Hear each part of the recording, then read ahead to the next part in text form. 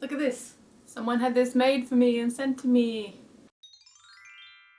Hey guys, okay, I am back with another video. So what has been happening? It has been getting a lot warmer. It feels like summer now. It's still technically spring, and in springtime in Korea there's so much stuff to be done in the countryside. So I've just been filming some bits and pieces about what's been happening in the countryside. So there's so much stuff to be done and people are out doing stuff and everything's still looking really pretty.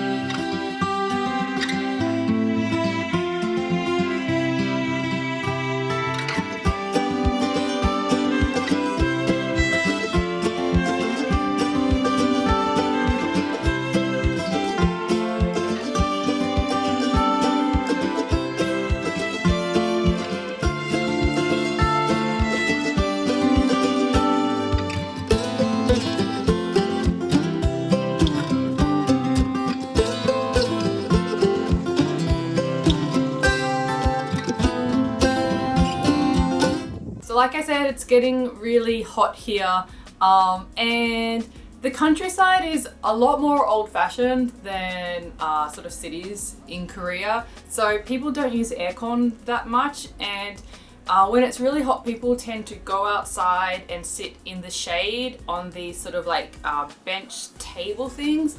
But the thing is, it's usually old people that sort of have the rights for that. So we live in the countryside and it's just old people everywhere, and you sort of start to feel that hierarchy difference about this time of the year, because I find there's not sort of places for me to be outside and comfortable because it's just like old people everywhere and they're really noisy.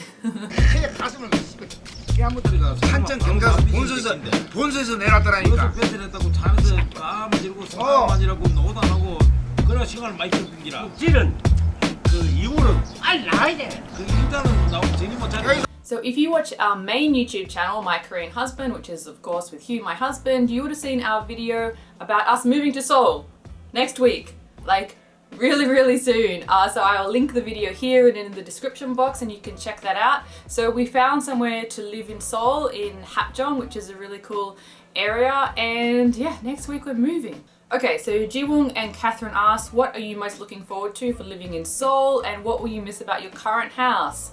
Okay, looking forward to having our own place, so not sharing with parents or anything like that. Also looking forward to getting more work done because it will be our own sort of environment, and with creative work it's very important to have sort of your workflow and not sort of be distracted by that. But where we live with Hugh's parents, we are distracted all the time. We're on somebody else's schedule, we're on the farm schedule, and we're interrupted all the time.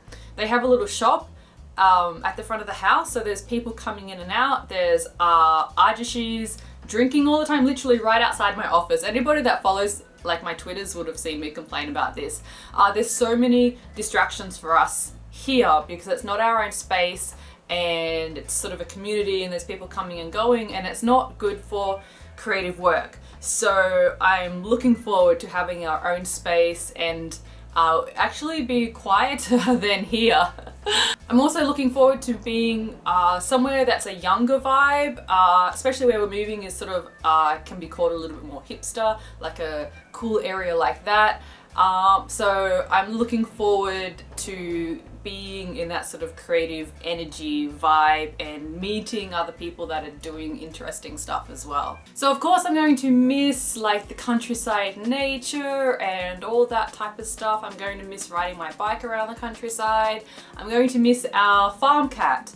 And people have asked like, why aren't we going to take him with us? And he doesn't even sort of belong to us. His mother showed up and had kittens and then they left and he was left here.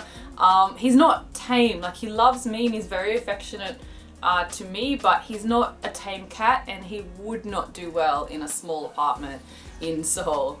I also think I'm going to miss taking small things for granted. So the area that we live in the countryside is slowly growing. So like we made a video on our main channel last year about getting our the first coffee shop in the town next to us, and since then like 3 more have opened. And so it's sort of exciting in a way to have lived somewhere that is like it's becoming bigger. And so recently a new supermarket opened up, and so this is the things that people get excited about and go check out the new supermarket. So there's something sort of like quaint and lovely about that, like where people can still get excited about that in the countryside as opposed to cities where people have sort of seen it all.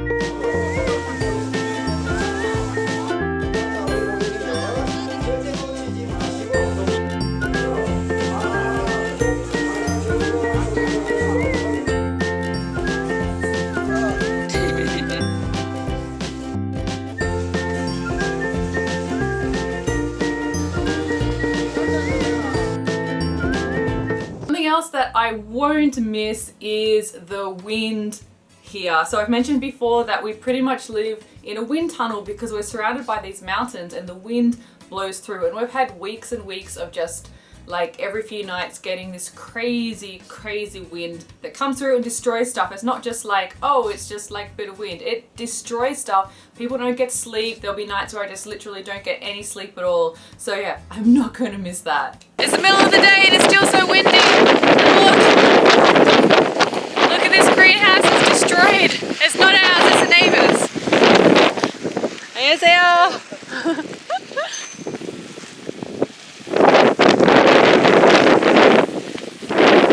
Wind sucks so much, I hate it. I can just hear the wind howling through the valley. Can you hear that? It sounds like a monster. Sounds like an airplane. Yeah.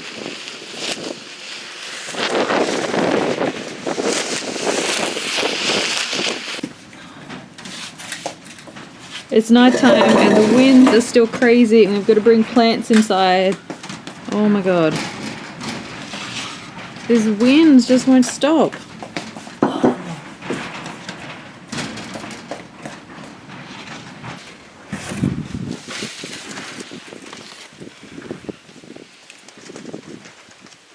Another night and still having to make sure the greenhouses are okay in the wind.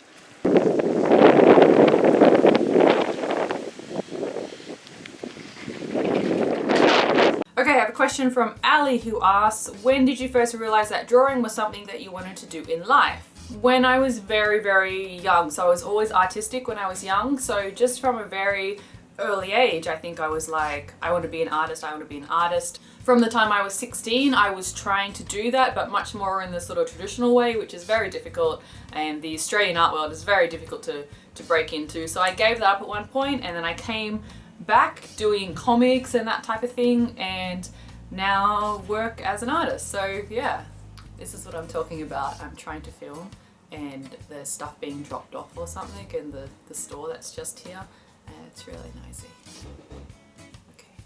So Caitlin asks, what advice do you have for someone who wants to move to Korea or abroad in general?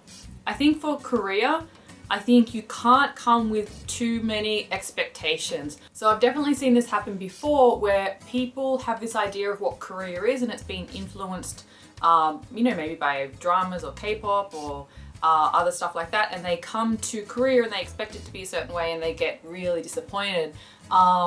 One thing that seems to come up a lot is people that have spent time in Japan and they think, oh, well, Korea is just like Japan, and they come to Korea and Korea is not like Japan. There's so many things that are vastly different. So they have more trouble adjusting to Korea because they thought it's just going to be like Japan, and I've lived in Japan before and that's fine. Whereas people that just sort of sometimes have no idea what Korea is like. They come to Korea and they're like, wow, this is great, this is awesome. So that probably goes for other countries as well. If you have too much of an idea of like what you think a country is going to be, there's going to be things that are just going to be so disappointing for you. So I think don't hold on to ideas of what a country is going to be like. Just come and be open-minded. So especially for Korea, I would say, yes, don't think it's like Japan. I think the sort of national cultural characters of each country is very, very different. Korea has a different history as well, and all those things from history affect how it is now, and they very rapidly became a developed country, and there's things that are going to be very, very different, especially if you're coming from a Western country as well. So I think just having an open mind about Korea and then also knowing a bit of the history, I think people that know that and are open about that and know some history stuff are the ones that have a better time in Korea. Because in any country there's going to be massive cultural shocks, there's going to be things that you're just not going to understand at all, there's going to be things that frustrate you so much.